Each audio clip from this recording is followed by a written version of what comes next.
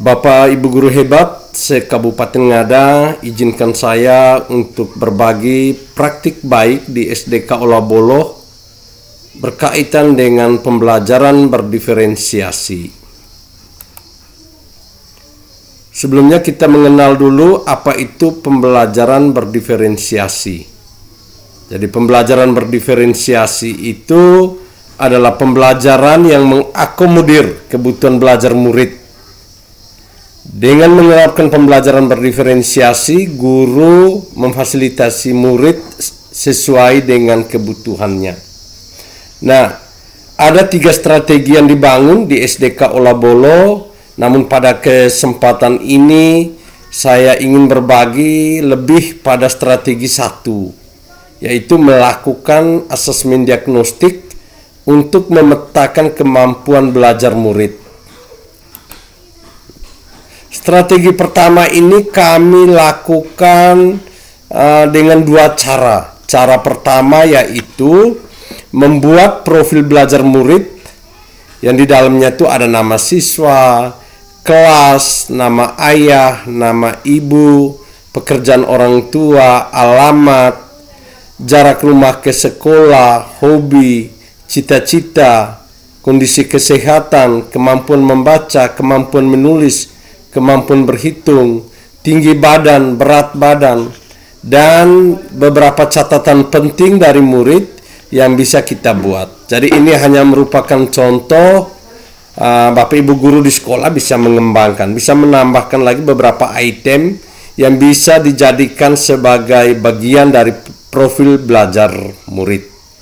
Itu strategi pertama. Nah, mengapa strategi pertama ini penting? Bapak Ibu guru hebat dimanapun berada, untuk profil belajar murid ini wajib dimiliki oleh guru, sehingga guru bisa mengenal muridnya secara lebih dekat. Misalnya dari nama, kelas, nama ayah, nama ibu, apakah ayahnya sudah meninggal atau ibunya sudah meninggal, kemudian apakah ayah dan ibu tinggal bersamanya atau ayah dan ibu justru ada di Kalimantan, di Malaysia. Kemudian di sini anak justru tinggal dengan opa, oma atau keluarga lainnya. Ini juga menjadi catatan-catatan penting yang bisa kita munculkan di profil belajar murid. Kemudian jarak rumah ke sekolah, kita guru juga harus tahu. Jarak rumah ke sekolah ini bisa dinyatakan dalam meter, kilometer, juga jarak tempuh. Berapa menit, berapa jam. Kemudian hobi, cita-cita, kondisi kesehatan. Mengapa kondisi kesehatan penting? Kita bisa mengetahui bahwa anak ini apakah bisa diberikan jenis materi yang berkaitan dengan olahraga berat saat mata pelajaran penjas misalnya. Kemudian kemampuan membaca. Kemampuan membaca ini sangat penting supaya dalam intervensi pembelajaran nanti kita tidak kaget bahwa anak ini ternyata belum bisa membaca, ternyata masih mengeja, ternyata sudah membaca lancar. Begitu pula dengan menulis, mungkin juga belum bisa menulis, atau ada huruf-huruf tertentu yang dia keliru, dia lupa. Kemampuan berhitung, sejauh mana kemampuan berhitung yang berkaitan kemampuan tambah, kurang, kali, dan bagi. Kemudian tinggi badan dan berat badan. Nah, profil belajar murid yang ini sangat bermanfaat. Misalnya anak datang ke sekolah terlambat, kita bisa mengetahui penyebabnya. Kita tidak terburu-buru untuk memberikan semacam sanksi kepada anak yang bersangkutan. Tetapi kita bisa tahu, ternyata jarak rumah ke sekolahnya itu membutuhkan waktu sekian menit. Atau jaraknya jauh. Anak ini tinggal dengan opa omanya, ayahnya tidak berada di sini, atau ibunya sudah meninggal. Pasti anak ini setiap pagi harus secara mandiri menyiapkan segala macam persiapan dari makan, minum, pakaian untuk ke sekolah. Sehingga kita bisa mengidentifikasi murid kita itu dengan baik. Nah, contoh profil belajar murid yang kita lakukan ini, yang kami lakukan di SDK Olabolo itu hanya sekali di awal semester. sekali di awal semester, di awal tahun ajaran baru maksudnya, setiap guru kelas wajib mengidentifikasi ini. Satu siswa itu satu halaman portofolio untuk mengidentifikasi ini. Jadi ini hanya berupa contoh, Bapak Ibu guru bisa mengembangkan sesuai dengan keadaan sekolah masing-masing. Nah, yang kedua, awal dari pembelajaran diagnostik yang kedua itu kami melakukan tes awal. Tes awal tentang apa? Tentang materi baru. Jadi Bapak Ibu guru menyiapkan soal dari 6 sampai 10 nomor di awal pembelajaran. Ketika pembelajaran itu memasuki materi-materi baru. Kalau materi lanjutan, kita tidak perlu melakukan diagnostik tes awal materi baru. Yang berikut, ini contoh dari tipe kedua tes diagnostik tadi. Misalnya, materinya adalah siswa dapat melakukan penjumlahan 2 angka. Contoh soal diagnostiknya adalah seperti ini. Disiapkan 10 nomor soal dari nomor 1 sampai nomor 10. Kemudian kita berikan soal ini kepada siswa untuk kerja. Nah, setelah siswa mengerjakan soal yang diberikan 10 nomor ini, guru langsung membuat pemetaan, melakukan pemeriksaan, mana yang benar, mana yang salah. Kemudian hasil pemeriksaan itu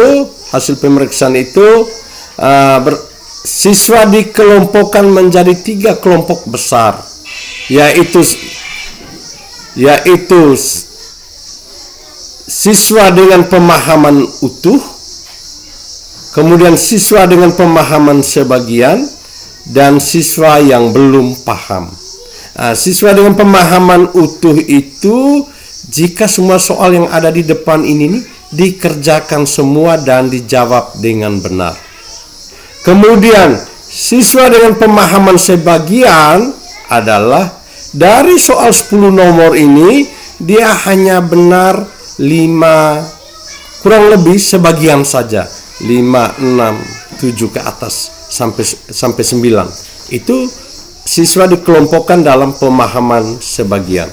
Nah, siswa yang belum paham itu jika dari 10 nomor ini dia hanya bisa jawab 4 saja, 3, 2, 1, bahkan tidak mampu menjawab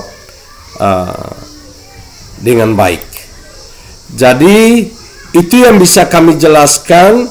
Nah, dari hasil pemetaan tadi, dari hasil pemetaan yang ini, nah kita mulai masuk ke pembelajaran. Bagaimana kita memberikan intervensi atau pembelajaran untuk anak dengan pemahaman utuh?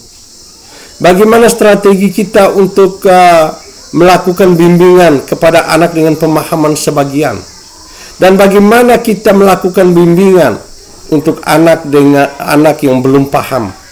Nah, jika kita melakukan pemetaan diagnostik ini secara baik, dalam pelaksanaan pembelajaran nanti, tentunya kita akan menyiapkan strategi-strategi yang baik agar guru bisa melakukan pembelajaran itu dengan baik. Tapi satu catatan bahwa hasil asesmen awal tahun ini, awal materi baru ini tidak boleh disampaikan kepada siswa. Jangan sampai justru dengan asesmen ini membuat siswa tidak ada percaya diri ketika memasuki pembelajaran yang baru, karena dia tahu bahwa oh ternyata saya dalam kelompok yang belum paham, oh ternyata teman saya itu pemaham, termasuk dalam kelompok yang pemahamannya utuh. Jadi saran kami bahwa hasil asesmen tidak boleh disampaikan kepada siswa. Nah, Bapak Ibu guru, saya rasa itu saja yang bisa saya bagi. Kemudian bagaimana strategi dalam pembelajaran nanti akan saya jelaskan di video-video tutorial berikut. Jadi bagaimana kita melakukan intervensi untuk siswa dengan pemahaman utuh, bagaimana kita melakukan intervensi untuk siswa dengan pemahaman sebagian, bagaimana kita melakukan intervensi atau pembelajaran untuk siswa yang belum paham. Nah, itu akan saya jelaskan di video-video tutorial berikut. Intinya kita sudah tahu bahwa beginilah kira-kira caranya kita memetakan siswa berdasarkan kebutuhan belajarnya. Sekian dan terima kasih untuk Bapak Ibu guru hebat. Mudah-mudahan tutorial ini dapat bermanfaat bagi Bapak dan Ibu guru se-Kabupaten Ngada atau Bapak dan Ibu guru dimanapun berada. Selamat bekerja, selamat beraktivitas, dan mari kita terus mencoba. Terima kasih.